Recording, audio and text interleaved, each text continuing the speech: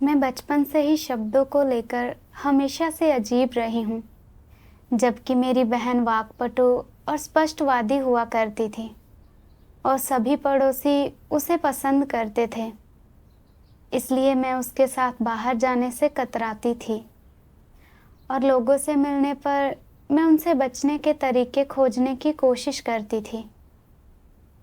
जब सहपाठी मुझे स्कूल में मंच पर बोलने के लिए बुलाते थे, तो मुझे लगता था कि मेरा भाषा संगठन कौशल खराब है और मैं मूर्ख बनने से डरती थी। इसलिए मैं सीधे मना कर देती थी। जब भी मैं दूसरों को मुझसे बेहतर भाषा अभिव्यक्ति कौशल के साथ और कामों को निर्णायकता और साहस के साथ संभालते देखती, तो मुझे ईर्ष्या होती थी। मुझे लगता था कि मुझ में वाक्पटुता की कमी है और मेरी काबिलियत खराब है। इससे मैं बहुत हीन महसूस करती थी। अगस्त 2020 में मैंने सर्वशक्तिमान परमेश्वर में विश्वास किया। उसके बाद मैं कलीसिया अगुआ बनी। पहले तो मैं भाई बहनों के साथ सभाओं में भाग लेने के दौरान कुछ वास्तविक मुद्दे हल करने में सक्षम थी। बाद में भाई चैनी यी और मैंने कलीसिया के कार्य पर एक साथ काम करना शुरू किया। एक सभा के दौरान हमने चर्चा की कि सुसमाचार कार्य में बेहतर प्रभावशीलता के लिए कैसे सहयोग किया जाए। भाई चैनी यी को बहुत स्पष्ट और सुसंगत तरीके से संगति करते हुए सुनकर मुझे ईर्ष्या महसूस हुई।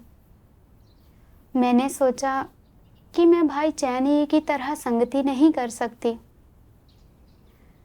भाई चैनी की संगति के बाद ऊपरी अगुआ ने मुझसे कहा, तुम्हें भी अपनी संगति साझा करनी चाहिए। मुझे बहुत घबराहट हुई और मैंने सोचा, मेरा भाषा संगठन कौशल खराब है। अगर मेरी संगति अच्छी न हुई तो वे मुझे कैसे देखेंगे? शायद मुझे इसे छोड़ देना चाहिए। लेकिन संगति साझा न करने का कोई बहाना नहीं होता। इसलिए मैंने एक संक्षिप्त संगति की।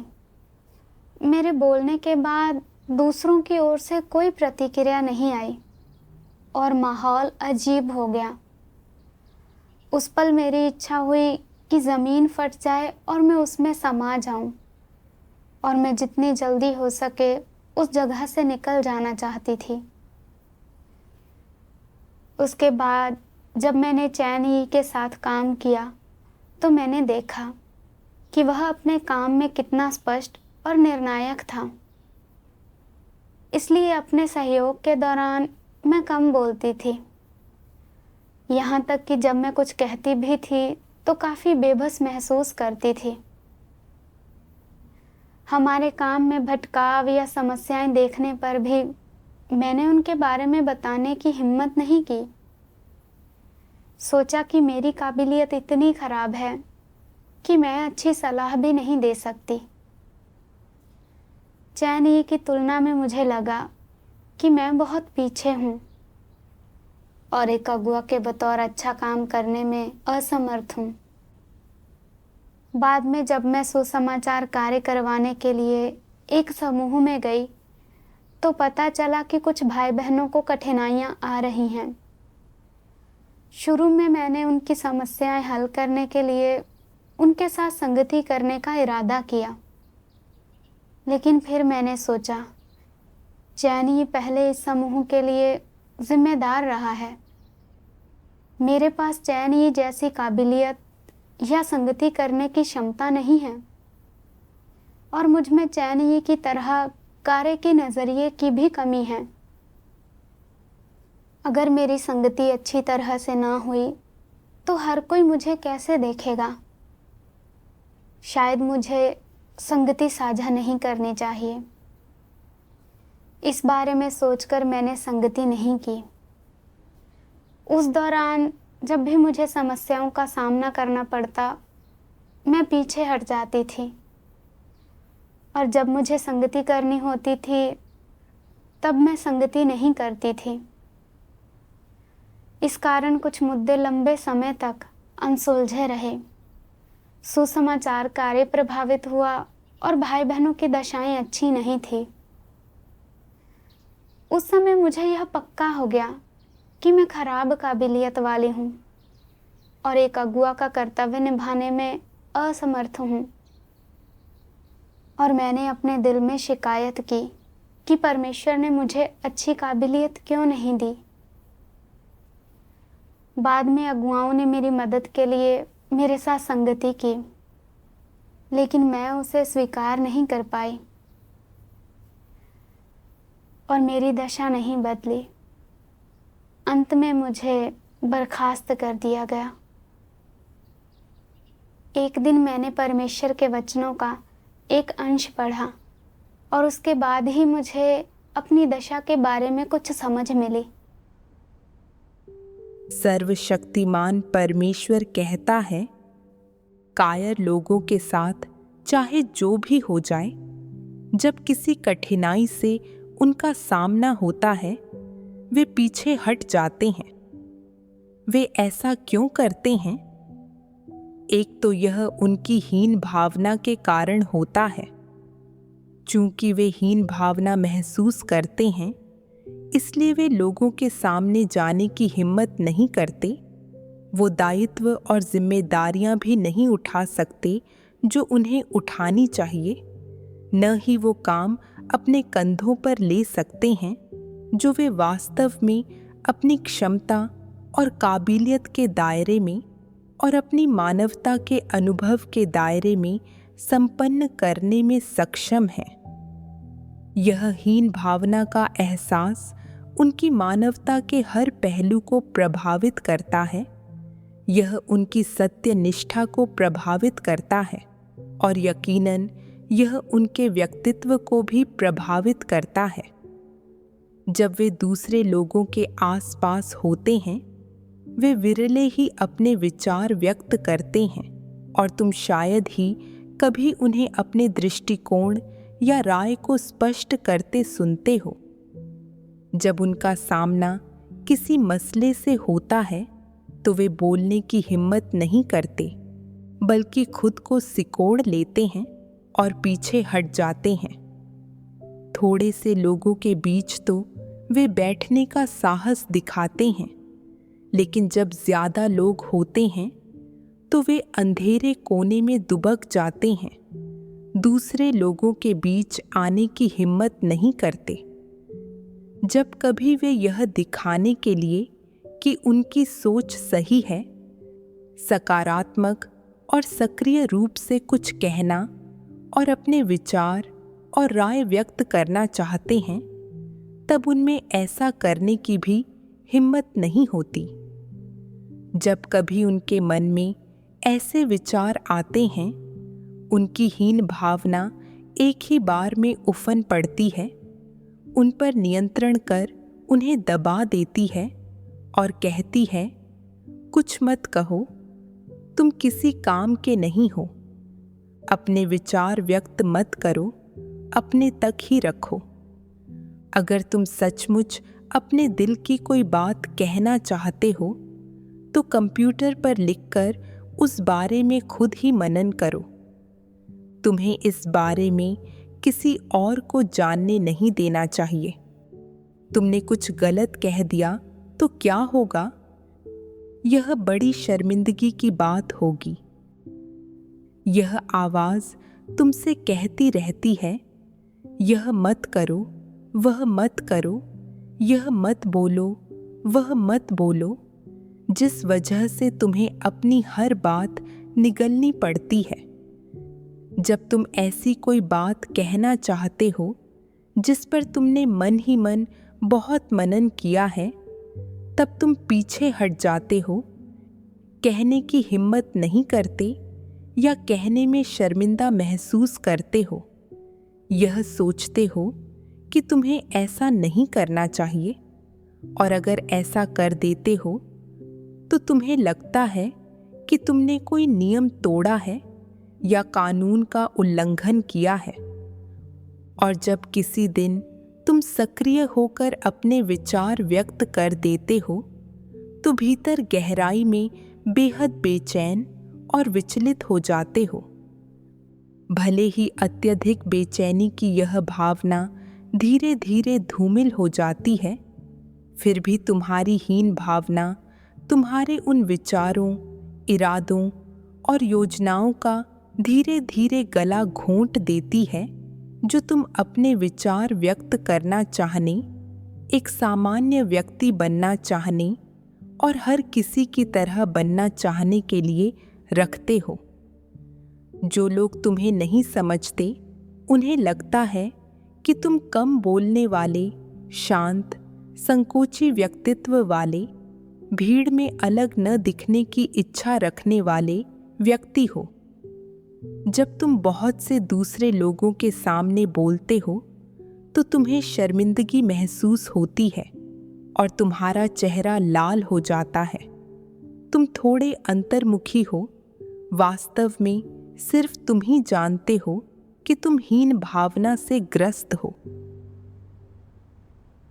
परमेश्वर के वचनों से मुझे समझ आया कि लोग हीनता की भावना में फंसकर नकारात्मक और निराश हो जाते हैं।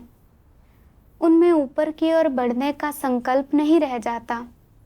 वे कमज़ोर हो जाते हैं और हर काम से कतराने लगते हैं, यहाँ तक कि वे अपनी जिम्मेदारियां और दायित्व पूरा करने में भी विफल हो जाते हैं। वे समस्याएं और विचलन देखते हैं और अपनी राय जताना या सुझाव देना चाहते हैं, लेकिन उनमें साहस की कमी होती है। वे हताशा में डूबकर खुद को अक्षम मान लेते हैं। मेरी दशा बिल्कुल यही थी। छोटी उम्र से ही मैंने अपनी बहन को हर काम में स्पष्ट और कुशल देखा था, जबकि मैं अनाड़ी थी और चुप रहती थी। मैं बहुत हीन महसूस करती थी और अक्सर परिस्थितियों से बचना पसंद करती थी, इस डर से कि मेरी कमियां उजागर हो जाएंगी, जिससे मेरा सम्मान खत्म हो जाएगा। परमेश्वर में विश्वास रखने के बाद जब मैं उन लोगों के साथ अपना कर्तव्य निभा रही थी जो अपने काम में स्पष्ट और निर्णायक थे, तो मैं बहुत निष्क्रिय हो गई। मैंने मान ही लिया था कि मेरी काबिलियत खराब है और मैं काम करने में असमर्थ हूँ, और मैं हीनता की भावनाओं के साथ जी रही थी। जब मुझे संगति करनी चाहिए थी तब मुझे उसकी हिम्मत नहीं होती थी, और अक्सर जैसे ही मैं राय देने वाली होती, मैं उन विचारों को छिपा जाती थी जिन्हें मुझे व्यक्त करना चाहिए था। चैन के साथ काम करने के अपने समय पर विचार करूं तो सुसमाचार कार्य में सहयोग करने के तरीके पर चर्चा करते हुए मेरे पास मूल रूप से कुछ विचार थे, लेकिन यह देखकर कि वह कितना स्पष्ट था, मैंने खुद को कमतर महसूस किया और संगति साझा नहीं करना चाहा।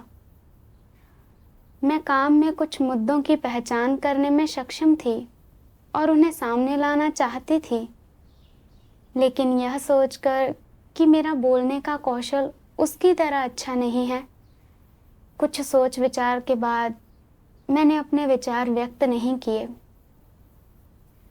जब मैं काम करवाने के लिए कलीसिया गई और समस्याएं देखी, तो मैंने उन्हें हल करने के लिए संगति नहीं की, जिसके परिणाम स्वरूप काम में कोई प्रगति नहीं हुई। मैं लगातार हीनता की भावनाओं के साथ जी रही थी और मेरी दशा बद से बदतर होती जा रही थी। मैं वे कर्तव्य पूरा करने में सक्षम नहीं थी जो मुझे करने चाहिए थे, और पूरी तरह से बेकार महसूस कर रही थी। न केवल मेरा अपना जीवन कष्ट में था, बल्कि मेरे कर्तव्य में भी देरी हो गई।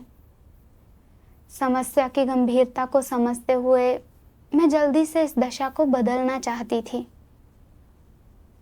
एक भक्ति के दौरान मुझे एहसास हुआ कि मेरा अपनी काबिलियत को खराब मानने की वजह यह थी कि मैं दूसरों की राय से प्रभावित थी कि मुझ में बोलने के कौशल की कमी है, और इसका कारण परमेश्वर के वचनों के आधार पर चीज़ें देखने में मेरी विफलता थी।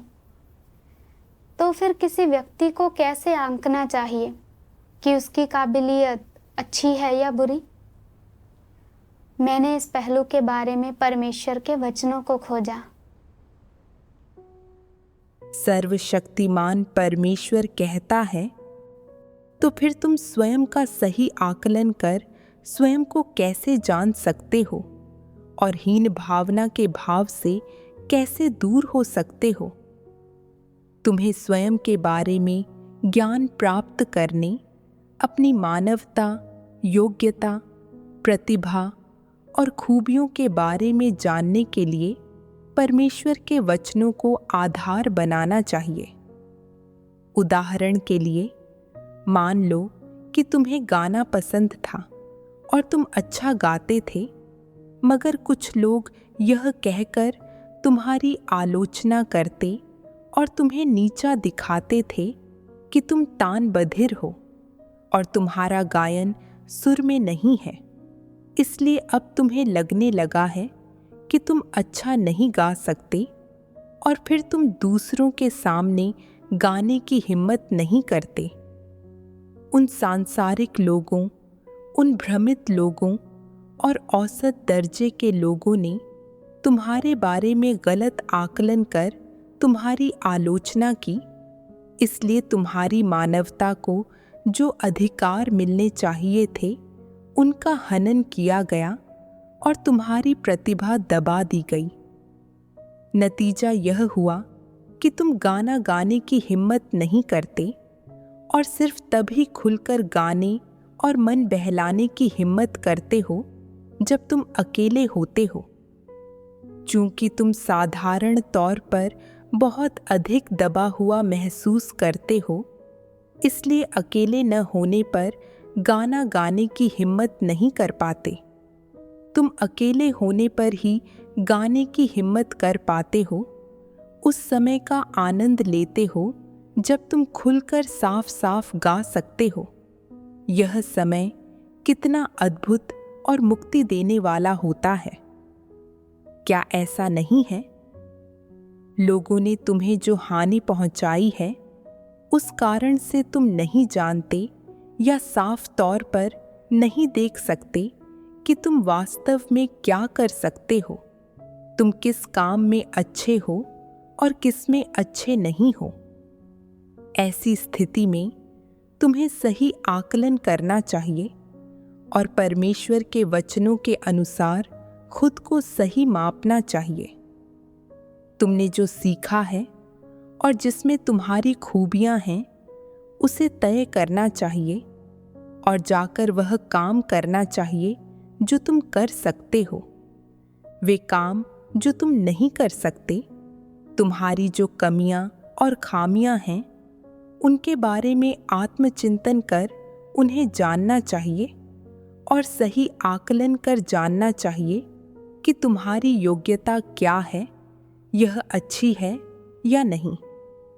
अगर तुम अपनी समस्याओं को नहीं समझ सकते या उनका स्पष्ट ज्ञान नहीं पा सकते हो, तो फिर अपने आसपास के उन लोगों से पूछो जिनमें तुम्हारा आकलन करने की समझ है। उनकी बातें सही हों या न हों, उनसे कम से कम तुम्हें एक संदर्भ मिल जाएगा जो तुम्हें इस योग्य बनाएगा कि स्वयं की बुनियादी परख या निरूपण कर सको। फिर तुम हीन भावना के नकारात्मक भाव की बुनियादी समस्या को सुलझा सकते हो और धीरे धीरे इससे उबर सकते हो। हीन भावनाओं का भाव सुलझाना आसान है अगर कोई इसका भेद पहचान ले, इसके प्रति जागरूक हो जाए और सत्य खोजे। हम लोगों की काबिलियत कैसे मापते हैं? यह काम करने का उचित तरीका सत्य के प्रति उनके रवैये को देखना और यह जानना है कि वे सत्य को अच्छी तरह से समझ सकते हैं या नहीं। कुछ लोग कुछ विशेषज्ञताएं बहुत तेजी से हासिल कर सकते हैं, लेकिन जब वे सत्य को सुनते हैं तो भ्रमित हो जाते हैं और झपकी लेने लगते हैं। अपने मन में वे उलझे हुए होते हैं। वे जो कुछ भी सुनते हैं वह उनके अंदर नहीं जाता, न ही वे जो सुन रहे हैं उसे समझ पाते हैं। यही खराब काबिलियत होती है। कुछ लोगों को जब तुम बताते हो कि उनकी काबिलियत खराब है तो वे सहमत नहीं होते हैं। वे सोचते हैं कि ऊंची शिक्षा प्राप्त और जानकार होने का मतलब है कि वे अच्छी काबिलियत वाले हैं। क्या अच्छी शिक्षा ऊंचे दर्जे की काबिलियत दर्शाती है? ऐसा नहीं है। लोगों की काबिलियत कैसे मापी जानी चाहिए? इसे इस आधार पर मापा जाना चाहिए कि वे परमेश्वर के वचनों और सत्य को किस सीमा तक गहराई से समझते हैं। मापन का यह सबसे सटीक तरीका है। कुछ लोग वाक्पटु, हाजिर जवाब और दूसरों को संभालने में विशेष रूप से कुशल होते हैं, लेकिन जब वे धर्मोपदेश सुनते हैं तो उनकी समझ में कभी भी कुछ नहीं आता, और जब वे परमेश्वर के वचन पढ़ते हैं तो वे उन्हें नहीं समझ पाते हैं। जब वे अपनी अनुभवजन्य गवाही के बारे में बताते हैं तो वे हमेशा शब्द और धर्म सिद्धांत बताते हैं और इस तरह खुद के महज नौसिखिया होने का खुलासा करते हैं और दूसरों को इस बात का आभास कराते हैं कि उनमें कोई आध्यात्मिक समझ नहीं है। ये खराब काबिलियत वाले लोग हैं। परमेश्वर के वचनों से मैंने देखा कि किसी व्यक्ति की काबिलियत को आंकना मुख्य रूप से इस बात पर निर्भर है कि क्या वह सत्य समझ सकता है, क्या वह स्वयं को जान सकता है और परमेश्वर के वचनों के माध्यम से उसके इरादे समझ सकता है, और वास्तविक जीवन की परिस्थितियों से सामना होने पर वह परमेश्वर के वचनों के आधार पर अभ्यास के मार्ग खोज सकता है या नहीं। अच्छी काबिलियत वाले लोग परमेश्वर के वचन सुनने के बाद केवल कुछ शब्दों या विनियमों को समझने के बजाय सिद्धांतों और मुख्य बिंदुओं को समझ पाते हैं। अपने सामने आने वाले हालात को लेकर उनके अपने विचार, राय और समाधान होते हैं और वे बिना किसी विचलन के परमेश्वर के वचनों के अनुसार सटीक रूप से अभ्यास कर सकते हैं। लेकिन मैं मानती रही कि अच्छी काबिलियत वाले लोग वे होते हैं जो अपने काम में स्पष्ट और निर्णायक होते हैं। चूँकि मुझे लगता था कि खुद को व्यक्त करने की मेरी क्षमता खराब है और मेरे काम में निर्णायकता की कमी है, इसलिए मैंने खुद को कम काबिलियत वाला माना और खुद को अक्षम मानते हुए हीन और नकारात्मक महसूस करने की दशा में फंसी रही।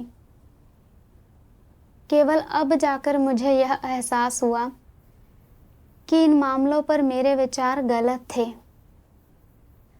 मैंने पौलुस के बारे में सोचा, जिसके पास खूबियाँ और वाक्पटुता थी और जिसने यूरोप के अधिकांश हिस्सों में सुसमाचार का प्रचार किया था और कई पत्र लिखे थे, लेकिन उसमें सत्य समझने की क्षमता का अभाव था। उसे प्रभु यीशु के बारे में कोई समझ नहीं थी और उसे अपने भ्रष्ट स्वभाव का सच्चा ज्ञान नहीं था। वह केवल अनेक आध्यात्मिक धर्म सिद्धांत बोलना जानता था और यहाँ तक कि बेशर्मी से गवाही भी देता था कि उसके लिए जीना ही मसीह है, और अंततः उसे परमेश्वर ने हटा दिया। इससे पता चलता है कि वह अच्छी काबिलियत वाला व्यक्ति नहीं था। अपनी काबिलियत का मेरा आकलन सत्य सिद्धांतों पर आधारित नहीं था, बल्कि मेरी अपनी धारणाओं और कल्पनाओं पर आधारित था। इसलिए यह गलत था। अब पीछे मुड़कर देखती हूँ तो मैं परमेश्वर के वचनों को समझने, उनकी रोशनी में आत्मचिंतन करने और खुद को समझने में सक्षम थी। मैं काम में कुछ मुद्दों और भाई बहनों की दशाओं को भी पहचान सकती थी। इन मुद्दों को हल करने के लिए संगति करना जानती थी और मैं परमेश्वर के वचनों में अभ्यास के कुछ मार्ग खोज सकती थी। हालांकि मेरी कार्य क्षमता में कुछ कमी थी और मेरा बोलने का कौशल उतना अच्छा नहीं था। जब मैंने ध्यानपूर्वक सहयोग किया और अपनी भूमिका पूरी तरह से निभाई, तो मैं अपने कर्तव्य करते हुए कुछ नतीजे हासिल करने में सक्षम रही। भाई बहनों ने भी मूल्यांकन किया कि मेरी काबिलियत औसत थी, लेकिन मैं परमेश्वर के वचनों को समझ सकती थी। उन्होंने देखा कि परिस्थितियों से सामना होने पर मैं आत्मचिंतन करने और सबक सीखने पर ध्यान देती थी और मैं कुछ भेद पहचान सकती थी। और फिर जब मुझे कोई कार्य सौंपा जाता था तो मैं मेहनती और सहयोगी बनी रहती थी और कुछ नतीजे प्राप्त करने में सक्षम थी। इस पर आत्मचिंतन करने पर मैं खुद को सही ढंग से देखने में सक्षम हुई। मैं हीनता की भावनाओं से बंधी हुई और बेबस थी। अपनी कमियों को सही ढंग से देखने में असमर्थ थी। मैंने आंख मूंद कर यह तय कर लिया था कि मेरी काबिलियत खराब है और मैं कार्य करने में असमर्थ हूँ। और उस दशा में रहते हुए मैं वह भूमिका निभाने में विफल रही जो मुझे निभानी चाहिए थी, और अपने कर्तव्य करते हुए मैं कोई बदलाव लाने में असमर्थ थी, जैसे कि जगह की बर्बादी। न केवल मुझे अपने कर्तव्य में हुए नुकसानों का पछतावा नहीं था, बल्कि मैंने शिकायत की कि परमेश्वर ने मुझे अच्छी काबिलियत नहीं दी है। मैंने अपने कर्तव्य को नकारात्मकता और सुस्ती के साथ देखा। मैं वास्तव में विद्रोही थी। असल में परमेश्वर ने मुझे जो काबिलियत दी थी वह पर्याप्त थी। मैं अब और हीनता की दशा में नहीं रह सकती थी। मुझे परमेश्वर से पश्चाताप करना था, अपने कर्तव्य में सिद्धांतों की खोज पर ध्यान केंद्रित करना था और अपने भाई बहनों के साथ सामंजस्यपूर्ण ढंग से काम करना था। जब मुझे अपने विचार साझा करने की ज़रूरत हो तो मुझे वही साझा करना चाहिए जितना मैं समझती हूँ। मुझे वही सामने लाना था जो परमेश्वर ने मुझे दिया था। भले ही मेरी संगति में कमियां हों, मैं बाद में मुद्दों का सारांश दे सकती हूँ। मुझे नकारात्मक या सुस्त नहीं होना चाहिए, जिससे परमेश्वर की आशा पर पानी फिर जाए। बाद में कलीसिया ने मेरे लिए कलीसिया के सफाई कार्य में अगुवाओं की मदद करने की व्यवस्था की। भले ही मुझ में कई कमियां थी, लेकिन अब मैं अपनी खराब काबिलियत से बेबस नहीं थी। बाद में मैंने इस बात पर आत्मचिंतन किया कि जब मैं दूसरों को बेहतर वाक्पटुता और कार्य क्षमता के साथ देखती हूँ तो मैं हीन क्यों महसूस करती हूँ। इसमें कौन से भ्रष्ट स्वभाव शामिल हैं।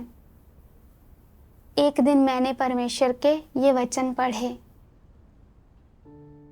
सर्वशक्तिमान परमेश्वर कहता है, मसीह विरोधियों के लिए प्रतिष्ठा और रुतबा ही उनका जीवन और उनके जीवन भर का लक्ष्य होता है। वे जो कुछ भी करते हैं उसमें उनका पहला विचार यही होता है, मेरे रुतबे का क्या होगा और मेरी प्रतिष्ठा का क्या होगा। क्या ऐसा करने से मुझे अच्छी प्रतिष्ठा मिलेगी? क्या इससे लोगों के मन में मेरा रुतबा बढ़ेगा? यही वह पहली चीज है जिसके बारे में वे सोचते हैं, जो इस बात का पर्याप्त प्रमाण है कि उनमें मसीह विरोधियों का स्वभाव और सार है। इसलिए वे चीजों को इस तरह से देखते हैं।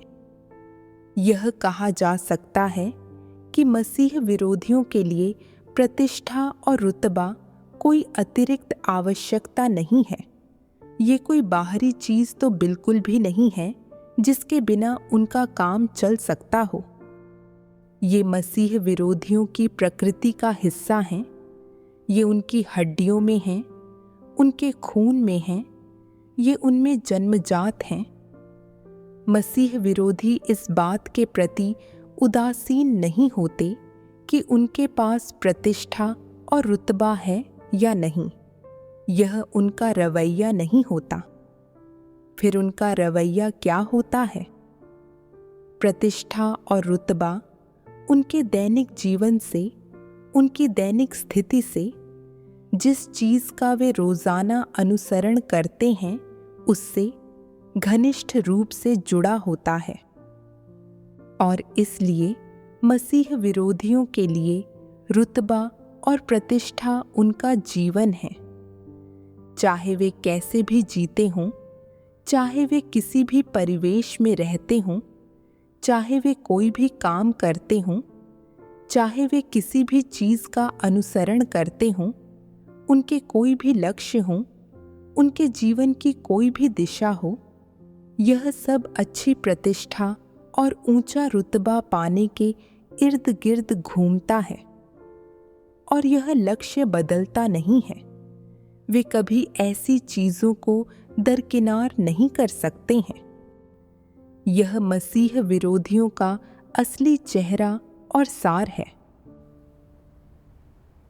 परमेश्वर के वचनों से मैं समझ गई कि मसीह विरोधी विशेष रूप से अपनी प्रतिष्ठा और रुतबे को संजोकर रखते हैं।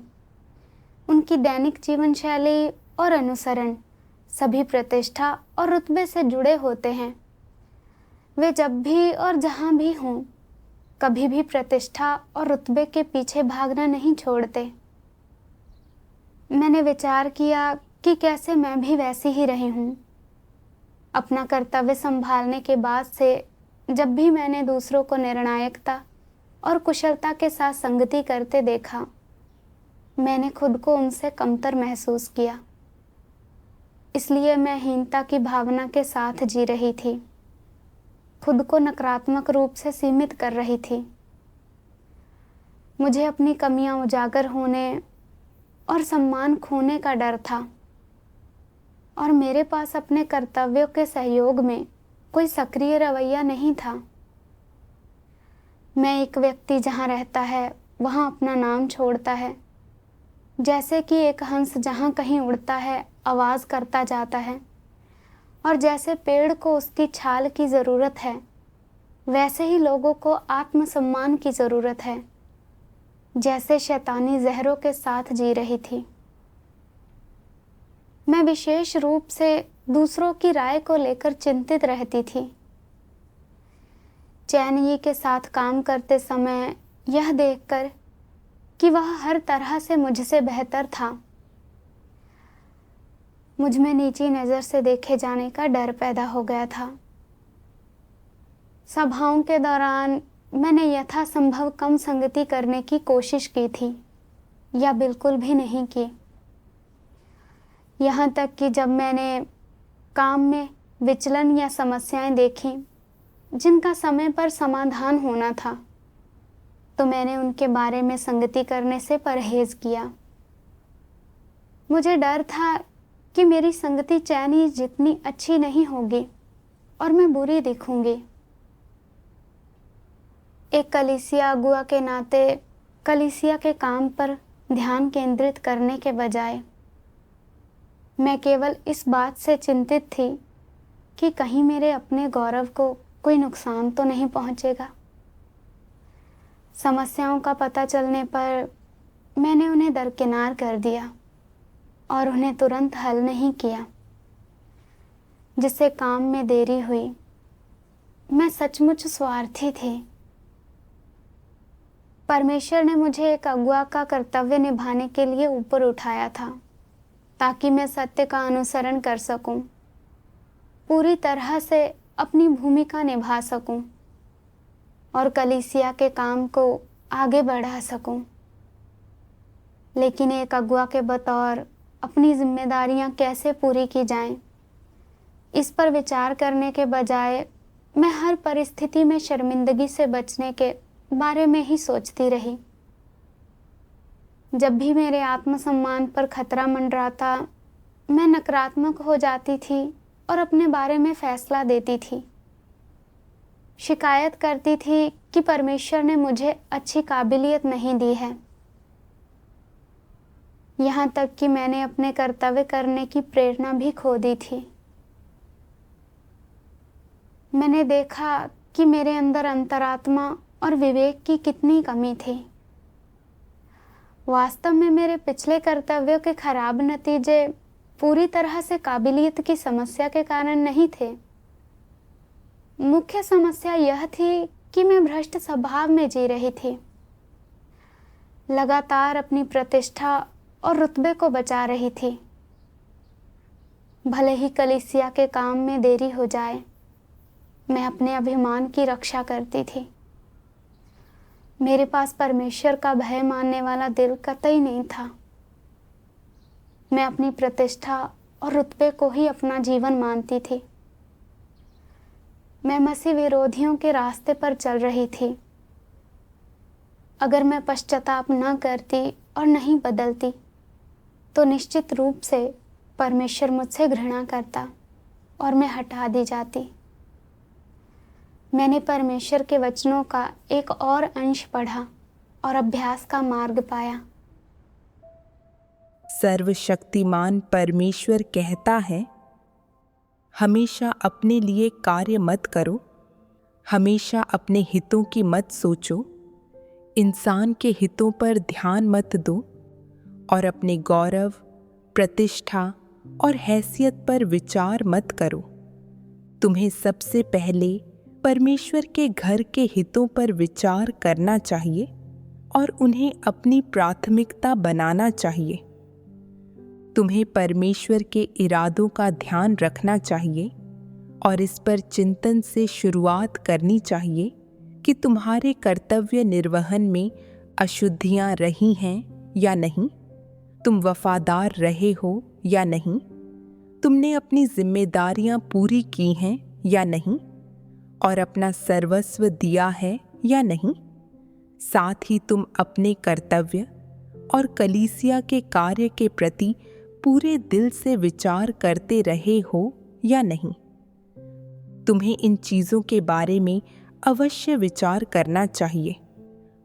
अगर तुम इन पर बार बार विचार करते हो और इन्हें समझ लेते हो, तो तुम्हारे लिए अपना कर्तव्य अच्छी तरह से निभाना आसान हो जाएगा।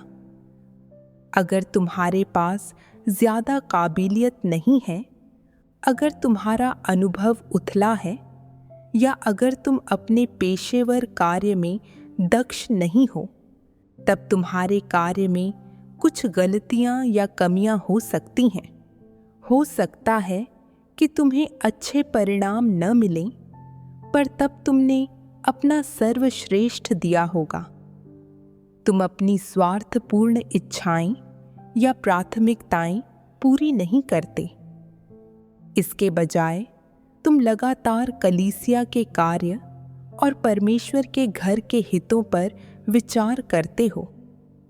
यूं तो हो सकता है कि तुम अपने कर्तव्य में अच्छे नतीजे प्राप्त न करो, फिर भी तुम्हारा दिल दुरुस्त हो चुका होगा। इसके अलावा अगर तुम अपने कर्तव्य में समस्याओं का समाधान करने के लिए सत्य खोज सकते हो, तो तुम अपने कर्तव्य निर्वहन में मानक स्तर के होोगे और साथ ही तुम सत्य वास्तविकता में प्रवेश कर पाओगे। किसी के पास गवाही होने का यही अर्थ है। परमेश्वर के वचनों से मुझे समझ आया कि अपने कर्तव्य निभाते हुए हमें सब कुछ परमेश्वर के समक्ष करना चाहिए और उसकी जांच पड़ताल को स्वीकारना चाहिए। समस्याएं आने पर हमें कलीसिया के कार्य की रक्षा को प्राथमिकता देनी चाहिए। अपने अभिमान को अलग रखना चाहिए और जो हमें करना है उसे पूरा करने के लिए अपना सर्वश्रेष्ठ प्रयास करना चाहिए। केवल तभी हम परमेश्वर के इरादों के अनुरूप होंगे। जब मैं उन भाई बहनों के साथ काम करती हूँ जो अपने काम में वाकपटु और निर्णायक हैं, तो मुझे उनके साथ सामंजस्यपूर्ण ढंग से सहयोग करना चाहिए। अपनी कमजोरियों की भरपाई करने के लिए उनकी खूबियों से सीखना चाहिए और अपने कर्तव्य अच्छी तरह से करने के लिए मिलकर काम करना चाहिए। यह महसूस करते ही मेरा दिल खुश हो गया। उसके बाद अपने कर्तव्य करते हुए मैंने अपने इरादों को सही करने पर ध्यान केंद्रित किया। मैंने जितना समझा उतनी ही संगति की। अब मैं अपने अभिमान या सीमित काबिलियत के बारे में चिंताओं से बाधित नहीं थी और कलीसिया का सफाई कार्य धीरे धीरे बेहतर होने लगा। जल्दी ही मुझे फिर से कलीसिया अगुआ चुन लिया गया। कुछ समय के बाद ऊपरी अगुआ और मैं टीम के अगुवाओं के साथ बैठक करने के लिए गए और उसने मुझे इसकी अध्यक्षता करने के लिए कहा। मैंने सोचा कि कैसे अगुआ वाकपटु निर्णायक है और भाई बहनों की दशाएं ठीक करने के लिए जल्दी से परमेश्वर के उचित वचन खोजने में सक्षम है, जबकि मैं इससे जूझ रही हूँ। मेरा भाषा कौशल कमज़ोर था और मैं एक अच्छी वक्ता नहीं थी। इसलिए मुझे चिंता हुई कि अगर मैंने बैठक को अच्छी तरह से न संभाला तो दूसरे मुझे कैसे देखेंगे। मुझे जल्दी ही एहसास हुआ कि मैं एक बार फिर से हीनता की भावनाओं में फंस रही हूँ, अपने अभिमान की चिंता कर रही हूँ। इसलिए मैंने परमेश्वर से प्रार्थना की, परमेश्वर, मैं देखती हूँ कि मैं फिर से हीनता की भावनाओं में फंस गई हूँ, क्योंकि दूसरे मुझसे अधिक वाकपटु हैं। मेरा मार्गदर्शन करो। मैं घमंड और अभिमान से बाधित नहीं होना चाहती। मैं अपने कर्तव्य में अपना दिल लगाने और सहयोग करने की पूरी कोशिश करने की इच्छुक हूँ। प्रार्थना करने के बाद मैंने परमेश्वर के वचनों के बारे में सोचा। कार्य समान नहीं है, एक शरीर है, प्रत्येक अपना कर्तव्य करता है, प्रत्येक अपनी जगह पर अपना सर्वश्रेष्ठ प्रदर्शन करता है। प्रत्येक चिंगारी के लिए प्रकाश की एक चमक है और जीवन में परिपक्वता की तलाश करता है। इस प्रकार मैं संतुष्ट होऊंगा। परमेश्वर ने प्रत्येक व्यक्ति को अलग अलग खूबियां और क्षमताएं दी हैं। भले ही मेरे पास अच्छी काबिलियत नहीं है, जब मैं ईमानदारी से परमेश्वर के साथ सहयोग करती हूँ तो मैं उसका मार्गदर्शन पा सकती हूँ। आज अगुआ के साथ काम करने के दौरान मैं उसकी क्षमताओं से सीखूंगी और अपने अभिमान या रुतबे से बाधित नहीं होंगी। मुझे अपनी समझ के अनुसार अपनी बात सामने रखने के लिए भरसक प्रयास करना चाहिए और इस तरह मैं अपना कर्तव्य अच्छी तरह से निभा सकती हूँ। इस एहसास के बाद मैं अब और अपने अभिमान से बाधित नहीं थी और मैंने काफ़ी मुक्त महसूस किया।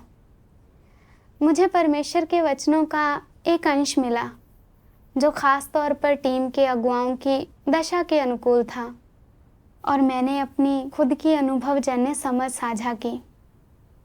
टीम के अगुवाओं की नकारात्मक दशा बदल गई। इसके बाद सभाओं के दौरान मैंने जितना समझा उतना ही साझा किया।